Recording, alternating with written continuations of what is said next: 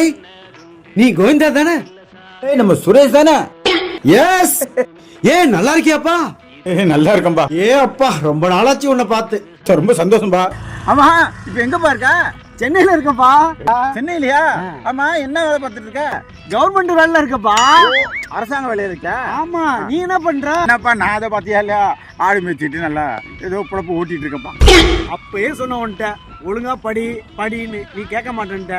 ஒழுங்கா படிச்சிருந்தா என்ன மாதிரி கவர்மெண்ட் வேலைக்கு போயிருக்கலாம். 60,000 ரூபாய் சம்பளம் வாங்கலாம். 60,000 ரூபாய் சம்பளம் வாங்குறியா? சந்தோஷம்பா. ஐயா அப்பா சுரேஷ் ஒரு 5 நிமிஷம் இல்ல இந்த வரவு செலவு கணக்க பாத்துக்கிறேன். இந்த மாசம் வரவு செலவு சொல்லுப்பா.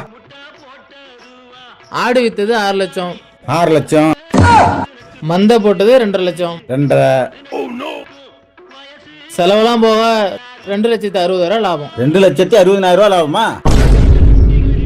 பணத்தை வீட்டுல கொடுத்து பேங்க்ல போட சொல்லு. நீ போ, கிளம்பு. சரி வரங்க ஐயா. சுரேஷ் ஐயா சுரேஷ் என்னப்பா இது? அரசாங்க வேலை ரொம்ப கஷ்டமா இருக்கு, பென்ஷனும் இல்லன்ட்டாங்க. அதனால இன்னையில இருந்து ஐயாட்ட அசிஸ்டண்டா வேலைக்கு சேர்ந்துக்கிறேன்.